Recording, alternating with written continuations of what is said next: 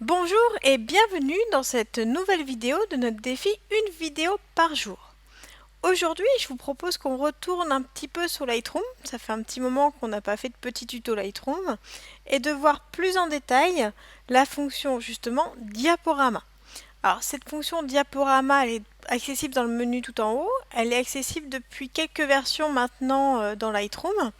Et depuis la dernière version, donc la version 6 ou CC, on a également la possibilité de rajouter de la musique et de la synchroniser en plus avec le rythme, ce qui est vraiment génial quand on désire de faire des petits diaporamas musique, on n'a pas besoin de sortir de Lightroom pour le faire. Alors, pour l'occasion, j'ai décidé de travailler avec des photos qui ont été réalisées au Bourget pour faire le petit diaporama et on va voir ensemble comment ça marche. Donc, je me suis rendue déjà dans notre menu en haut à droite et j'ai cliqué sur diaporama. J'avais déjà sélectionné un dossier. Et par exemple, je vais décider de ne travailler qu'avec les photos qui sont déjà sélectionnées. Alors, voici les différentes possibilités. Alors, vous avez la possibilité soit de mettre l'image à taille réelle, j'ai envie de dire, ou au pourcentage aux 2/3 comme nos photos ici, soit demander à ce que ça remplisse l'image. Inconvénient, ça va venir recadrer votre photo. Vous pouvez choisir de le faire ou de ne pas faire en fonction de ce que vous avez envie ou pas. Donc on va dire que nous, on va venir zoomer sur l'image. On verra bien après s'il y a des photos qui coincent. Vous pouvez choisir de mettre un cadre ou pas de cadre, de choisir également sa couleur. Donc par exemple, nous, on va dire, on va prendre un fond complètement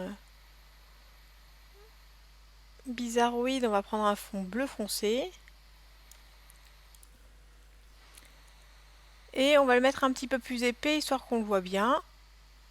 Voilà. On peut mettre une ombre ou pas, alors je ne sais pas si vous voyez bien avec le fond qui est noir à l'arrière. Alors les repères, personnellement c'est joli ou ça ne l'est pas, moi j'aime pas trop les mettre. Ensuite, vous avez possibilité d'incruster un texte. Alors une plaque d'identité par exemple, vous avez vu ici j'ai mon nom, donc là on va l'enlever, on va dire que c'est pour une petite vidéo que j'ai envie de faire présentant quelques images du Bourget. On peut mettre un filigrane également, alors c'est le même principe que la plaque d'identité. Pour les photos qui ont des étoiles, alors par exemple celle-là avait une petite étoile, ici je peux dire par exemple que je vais lui mettre 3 étoiles. Hop. Vous pouvez demander à les afficher ou pas. Hop, juste ici. On peut rajouter du texte. Hop, et voilà. On peut choisir, partie intéressante, de rajouter systématiquement un fond derrière. On pourrait très bien avoir une image qui est un petit peu moins grande ou mettre un fond. Alors, pour mettre un fond, c'est très simple. Vous allez venir glisser votre photo juste à l'arrière. Alors ça marche bien quand justement la photo elle n'est pas en plein écran, ce qui fait que vous pouvez avoir une ambiance derrière. Alors il faudrait juste choisir peut-être une image qui marche bien où on voit quelque chose à l'arrière. Hop, c'est pas mal ça, du coup on voit tout de suite qu'on est dans une ambiance d'avion. Moi je pense que ça marche, celle d'avant marchait mieux. Hop, on va la laisser. Et du coup, finalement, je remplis plus mon cadre parce que j'ai quand même une image derrière.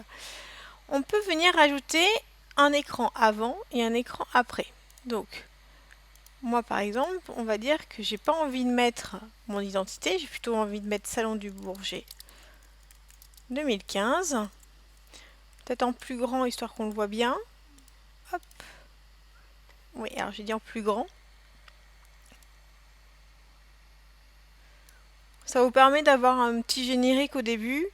De la même manière, hop, je peux mettre un Salon du Bourget 2015. Après, je peux très bien rajouter une information marquée par Céline Manceron, histoire d'indiquer que c'est bien moi qui ai pris les photos. C'est pareil, je vais vouloir que ça s'affiche un petit peu mieux. On pourrait mettre très bien une adresse de site ou ce genre de choses si on en a envie. Ensuite vient la partie musique. Donc vous devez venir activer déjà la musique ici et la rajouter. Alors personnellement moi j'ai des petits fichiers MP3, donc là j'en ai un sur mon bureau. Le voilà, il vient se rajouter, il fait 4 minutes 54 de base. Et je peux lui demander soit de manière manuelle comment je vais vouloir régler le diaporama, soit je peux lui demander de manière automatique de synchroniser la diapo et la musique afin que là Ici, on voit que j'ai 40 photos sélectionnées, que mes 40 photos se calent bien sur les 4 minutes 54, donc que ce soit à peu près bien réparti, mais aussi que si jamais il y a des changements brusques de musique ou des tapes ou de la batterie, j'ai envie de dire, qu'il arrive à se synchroniser dessus. On peut lui demander d'avoir un petit effet de zooming, ou un petit effet sur les photos. Et voilà. Ensuite, déjà, on va venir l'enregistrer le diaporama. Hop, on va l'appeler diaporama Bourget 2015. Donc on va le retrouver, regardez, on le retrouve ici, ça y est, il est enregistré, ce qui fait qu'on va pouvoir l'exporter et aussi lancer un aperçu. Donc là, on a 40 images, il va venir lancer justement l'aperçu de notre diaporama.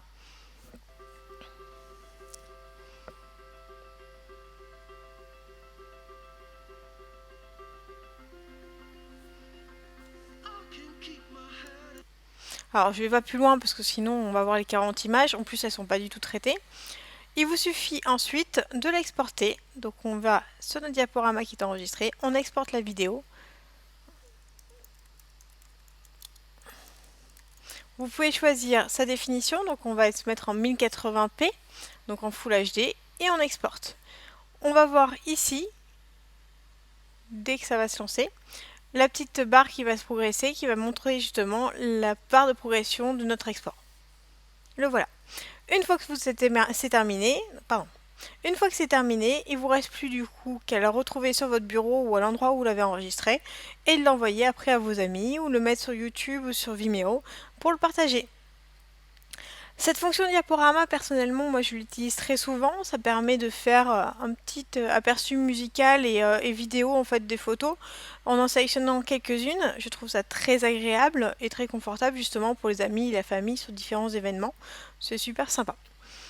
Voilà, je vous dis à demain pour une nouvelle vidéo et en attendant, vous pouvez vous abonner sur Facebook, sur Twitter ou sur YouTube.